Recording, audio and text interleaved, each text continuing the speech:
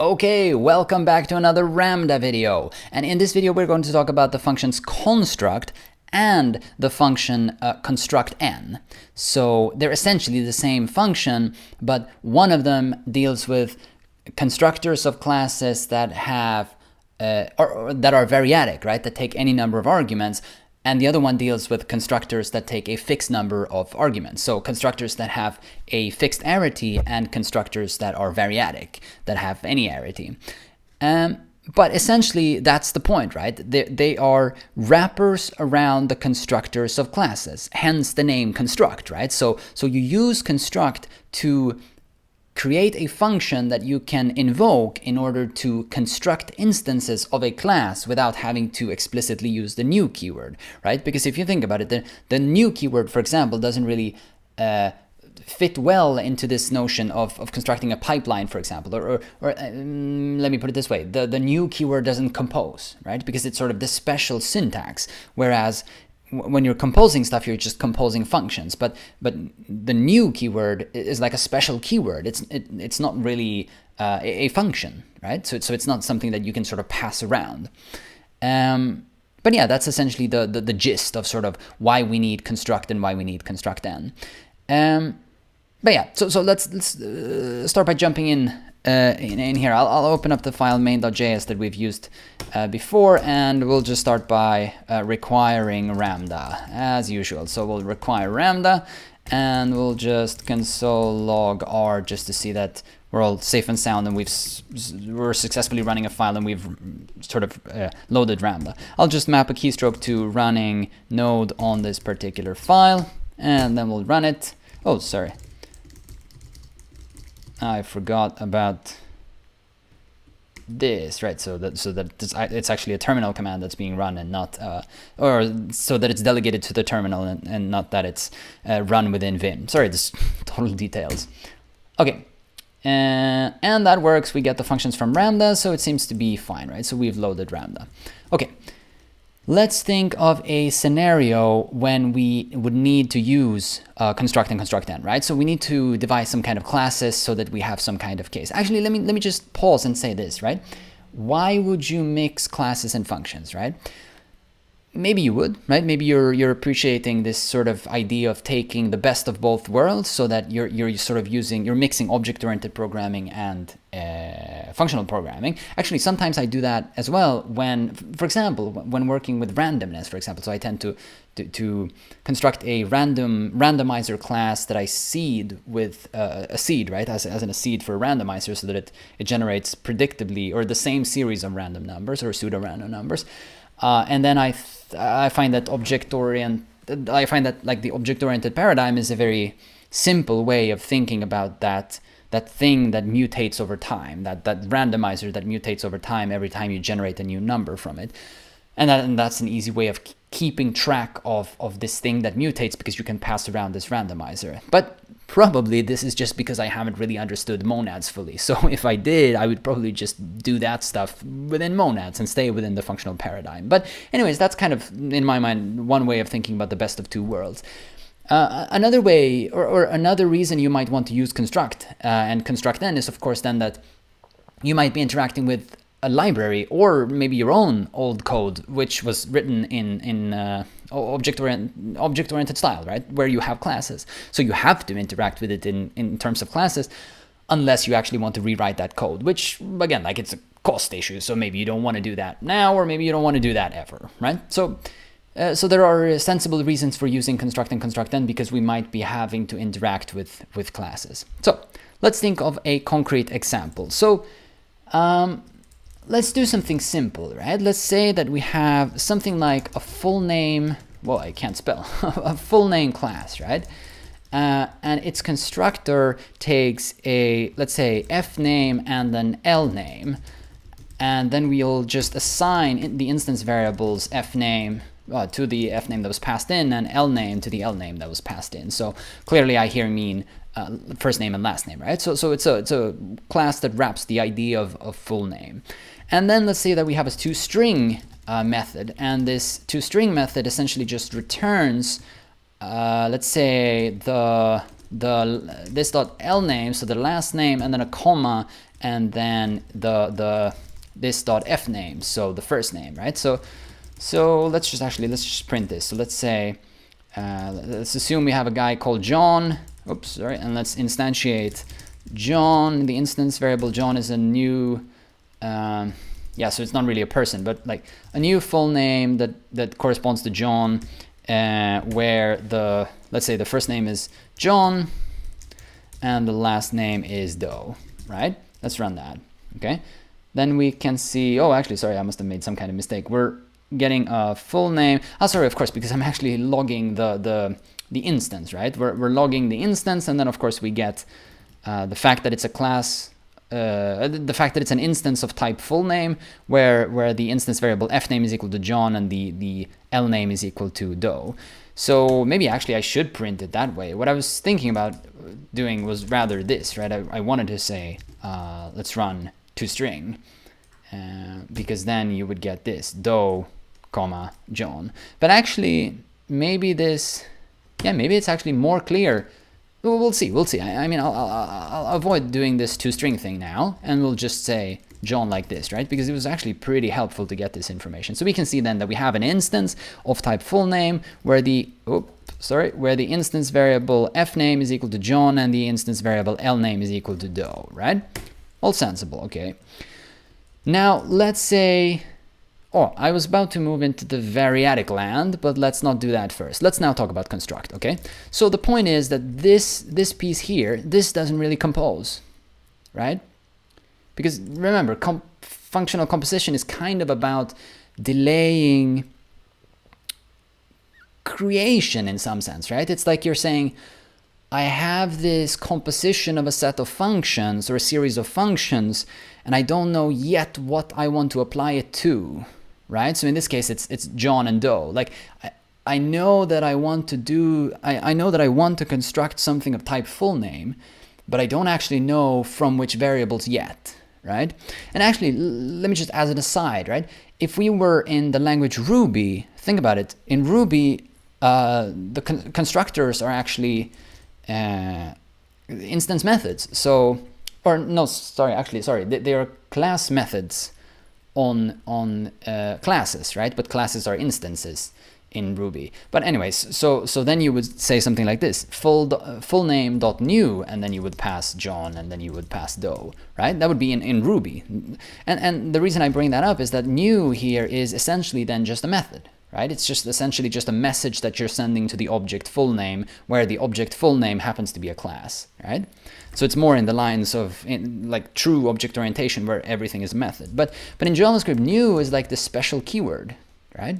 Where it's like when you're saying new, you really mean new. I mean new right now, like instantiate right now. It's not like we mean new later, right? Store this newing thing so that I can use it in a composition, right? Let's be more specific, right? I mean, maybe what I want to do is something like, well, this is a bit silly, right? But let's say we didn't have f name, and let's say we didn't have last name. Let's say we only had one. Let's say we only had one argument to the constructor. Maybe I wanted to do something like this. I want to say pipe. Well, first I want to concat John to, well, John and comma to whatever, or John and space to whatever thing you're sending, and then I want to say new full name, right? I mean, this doesn't work, right?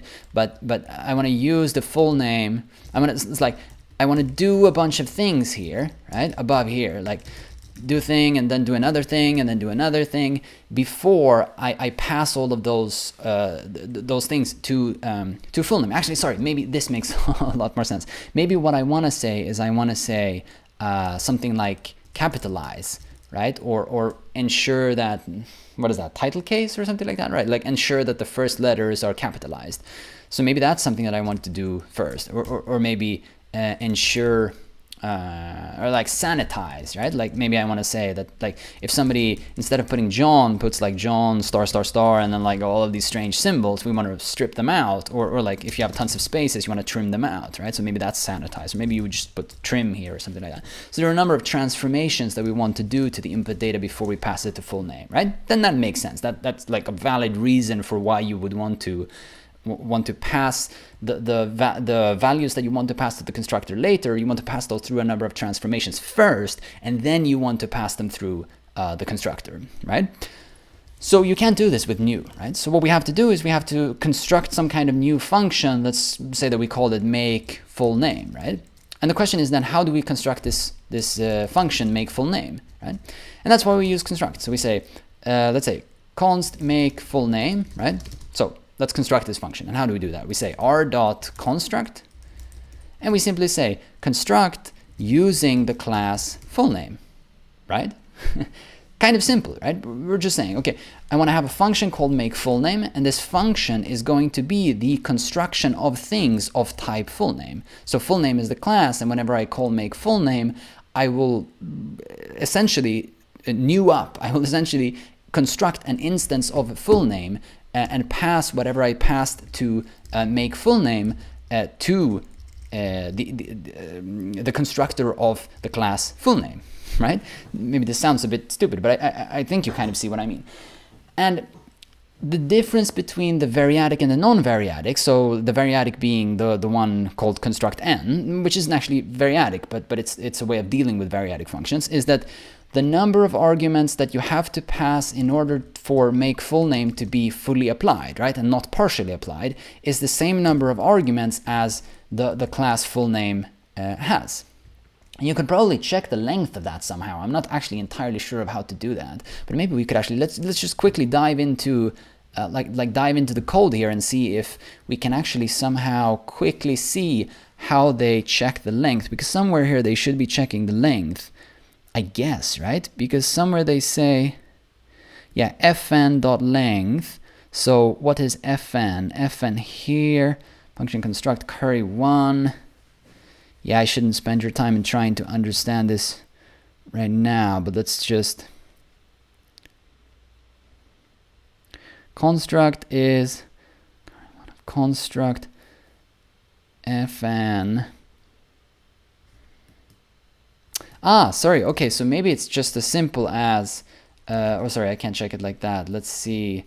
Let me just comment this line. Oh, sorry, I don't have to comment that line out, actually, because it makes sense. But if I do console log full name.length, what do we get? Yeah, so then we get 2, right? Okay. Sorry, let me actually remove these characters here so we don't have any issues later because of that. But notice here, right? Like, so full name.length is 2 when I run this line, right?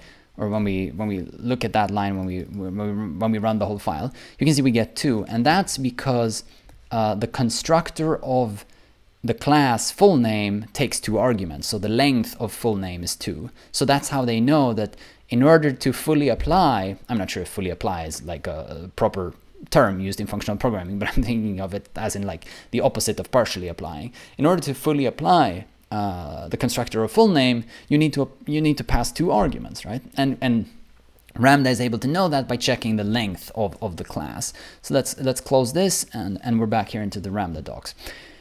So okay, so that's how they know that, right? So then we have this make full name thing, and that means we can call make full name and pass, let's say John and then Doe, right? Notice I'm not passing an array, I'm just passing them as arguments to the function make full name, because supposedly it should then have an arity of 2, it should take 2 arguments. And then of course let's console log that so we can see what happens. And then you can see it's the same thing, right? Oh, okay, it's not the same thing because of capitalization, but I mean, that was just because I passed different things, right? But so here we're saying make a new instance of the class full name by calling new, right? We can actually put this on the same line here as well, right? Instantiate the class full name, right? And pass John and then pass Doe, right? But here we're saying construct a new function or create a new function that's based on the class full name, right? So it's a function that is capable of constructing instances of the class full name, so that whenever we call make full name and pass it 2 arguments, those 2 arguments will be passed to the constructor of the class full name. And actually, I mean, for the sake of interest, let's do this. Let's only partially apply it. Let's only pass 1, right? Interestingly, you can see, of course, then we get a function back, right, here. because we've only partially applied it, and it actually expects 2 arguments. So we can also, of course, apply it like this, and then we get an instance back, right? So that's another benefit. It's not just that you can put it in a pipeline. Suddenly now, because Ramda sort of auto-curries everything, it's also auto-curried now. So you can actually partially apply your class and sort of build it step by step. So that's kind of like builder pattern in object-oriented programming for free, right? So this is why functional programming is fantastic. But anyways, so yeah, that works, and that's fine. Let's just, I don't actually know what happens here, but let's apply another argument. Let's just see what happens here. Yeah, of course. So then that crashes, right? Because if you think about it, if I remove this and we only apply the 2 arguments, what we get back is that we get back an instance, right? Or sorry, I mean, concretely, it's an object, right? But you can't invoke an object by passing it a string. So we were trying to then pass a string to an object, and then, of course, it crashes, right? What was the error, actually? Make full name is not a function. Yeah, so I mean, it's not a function, right? Okay, so that works. Hopefully that kind of makes sense. Now, let's move forwards and let's look at constructN, right? So what's the difference here? Well, constructN deals with the following case. Let's say now we had the class full name, but let's say we also had the class, let's call it something like complex name, right? So let's say complex name is a name that's made up of a number of parts, but we don't know how many parts. It could be like any number of parts. So then we'll say parts or something like this, right? And then we just say this dot parts is equal to parts. Okay. So essentially, I mean, think about this syntax here, parts here. We're collecting, I'm not sure if I'm using the correct terms here, but it's like the spread operator or something like that. So we're just collecting all of the arguments that was passed to complex name, and then we are assigning them to the instance variable parts, and that will be of type array because we are sort of spreading them. We're spreading the arguments. But it probably makes more sense if we look at it like this. Let's say new complex name, and then we'll just pass. Like, let's say this dude is called John, also known as, I don't know, Joe and like J-Dog. This is stupid, but, and then like this, let's say, so it has the dude has 3 names, right? And then let's run that, and let's see. Okay, so it's the middle thing that we see here, right? So, oops, sorry. So the middle thing that we see here, right? It's an instance of type complex name, and it has one instance variable called parts, which is of type array, and it contains 3 items, which is John, Joe, and J-Dog, right? So we're sort of spreading out all of the arguments, no matter how many we pass. So let's say this dude is also known as Jojo and like Joe or whatever. I mean, maybe Joe actually makes a lot more sense. So like whatever. This sounds like Jew. Anyways, okay. But let's look at that, right? So no matter how many arguments we're passing, that works, right? The problem with this, of course, is that, remember how we did console log full name dot length, right? So we're asking what's the length of the class, and that was 2, right? But let's also now do the length of complex name. I don't actually know what this gives, but I can suspect, so let's try it. Yeah, it gives a length of 0. Right? I actually thought it would give a length of 1, so I'm not even gonna like try to think about why that is, but that's essentially the problem, right? When you have a variadic function, right? Because this constructor of complex name, this constructor is a variadic function because we don't know how many arguments it can take, or rather, that's not the correct way of saying it. I should say it can take any number of arguments, like literally you can pass it 0 arguments or you can pass it 100 arguments, and both of those are valid. Actually, maybe you can't pass it 100 arguments. Maybe there are some limitations in the JavaScript spec, but like whatever. In theory, you can pass it any number of arguments. So that's the problem, right? We don't know how many arguments we should pass. So how can Ramda provide this construct function for us, right? It can't. That's essentially the point. So let's try it and let's see the error, right? So make complex name, we're constructing a new function and we're using R.construct and we're passing in complex name, right? And then let's say console log make complex name, and then I'll pass all the same stuff that we had in here. So I'll yank this and paste this in here. Okay, so that in some sense we should get the same thing. Let me remove these 2 length prints that we printed. so we have less stuff printed to the screen. Let me say that and let's run it, and let's just think about what happens. So actually, let's line these up, right, so that it's easier to think about. So full name. So let's say full name using new, and here we're saying full name. Actually, it should be called full name using Ramda.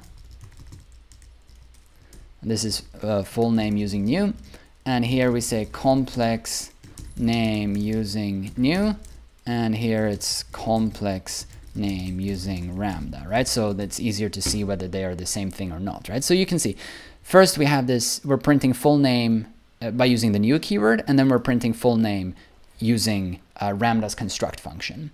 They're the same thing, right? Success, that works, right? Then we're printing complex name using the new keyword, and that works. But then we're printing complex name using Ramda's construct function, and it doesn't work, right? Notice how we are passing the same arguments, right? We're passing the same arguments here as we are here. They're the same, but we don't get the same result. Here we get no parts, right?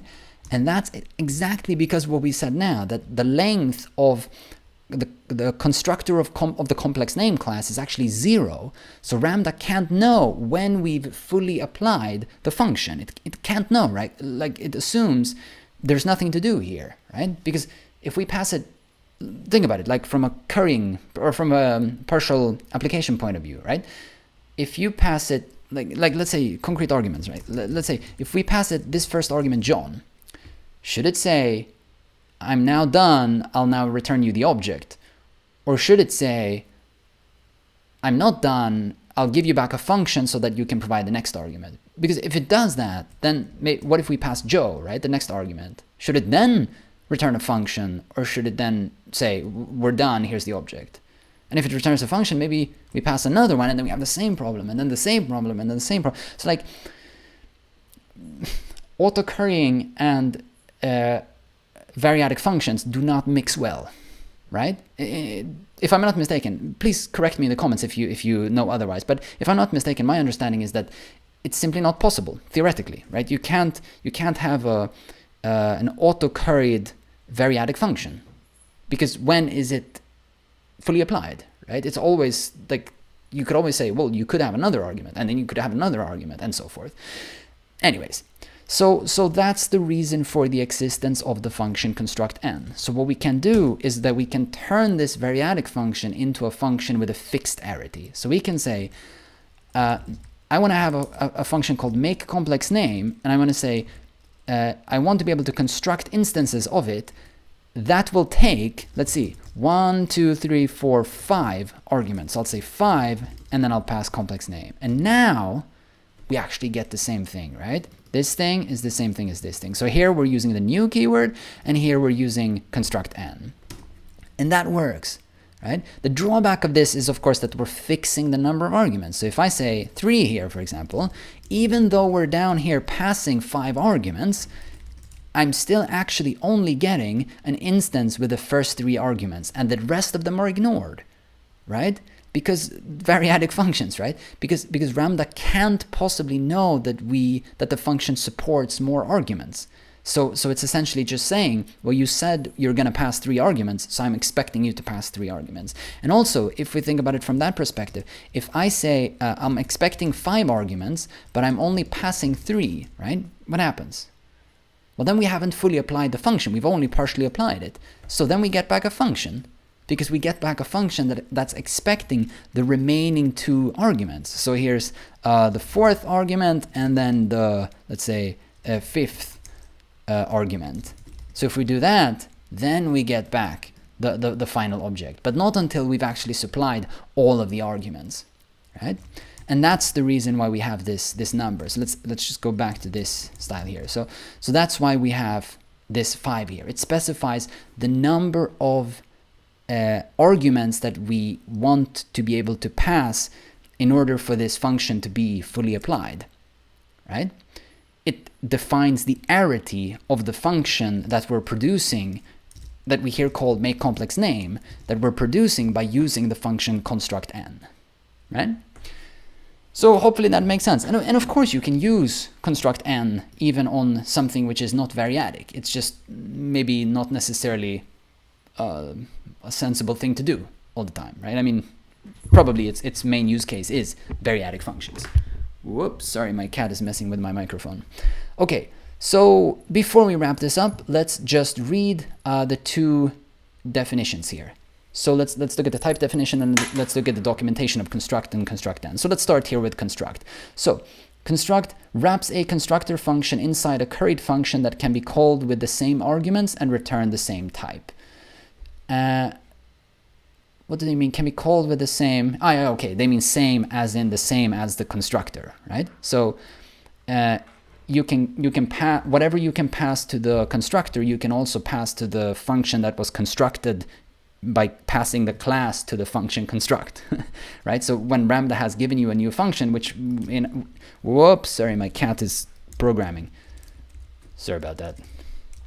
Okay, so which in our cases it was called make full name and make complex name, right? Those are the functions that can be called with the same arguments that the original constructors of the classes can be called. So yeah, and let's just read the type definition here. So essentially we have one input and one output, and the input is saying that you can pass any number of arguments and you'll get back, or sorry, actually, no, sorry, not any number of arguments. You can pass a thing of any type and you will get back an object of any type, something like that, right? So it's, but this is one argument. So you pass, so the input is a function that when given some argument, this probably should be ... actually, because it should imply variadic.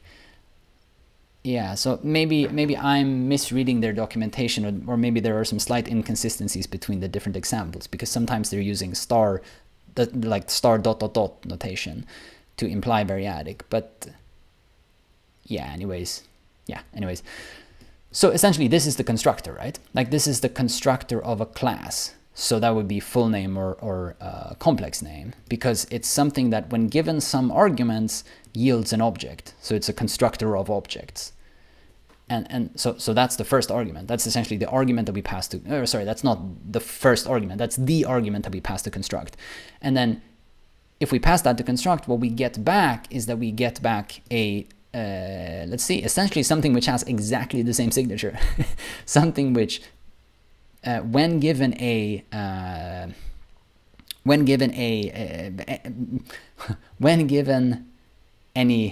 argument, which in some sense then should match up with this argument, so maybe they should use like the A-B kind of notation, but whatever, you get back an object, right? So it essentially has sort of the same structure. And yeah, then let's look at constructN. The only difference, I mean, notice here we have, whoops, here we have this thing, and then we get this thing back, right? And in constructN, we have the same thing. We have this thing, which is the same thing as above, returning something of the same structure, essentially. But then we also have an initial argument, which is this number, right? And then if we read the text here, it says, wraps a constructor function inside a curried function that can be called with the same arguments and return the same type. The arity of the function returned is specified to allow using variadic constructor functions, right? So we are spot on, right? Because they're explicitly talking about variadic functions. So yeah, I mean, that's it. This number here is used to denote how many, or rather, what arity you want in the function that constructN returns, right? So how many arguments do you actually want to pass to the thing that you're trying to construct, right? Let me just try one thing before I wrap up, because I don't actually know what happens. What happens if we call full name? I'm just curious, and just pass John and Doe. Is this legal JavaScript? Class constructor full name cannot be invoked with new. Right. So I was a bit concerned, just because when reading this stuff and realizing that these are the same, I'm realizing, well, maybe this actually refers to full name rather than new full name, because if it refers to full name, we don't really have the problem that I described in the beginning, because then we don't have to use the new keyword. But clearly then the JavaScript language requires that we use the word, the keyword new, right? So hence the instantiation of a class is not composable, right? Because we can't instantiate it explicitly, as they're saying here, without new, like without using the new keyword. So then we have to resort to doing something like making use of Ramda's construct or Ramda's constructN. Solid. I hope that makes sense. Thanks a ton for watching. Remember to subscribe so that you won't miss the next Ramda video. Shoot any questions that you might have in the comments, and I will see you in the next one. And thanks for watching.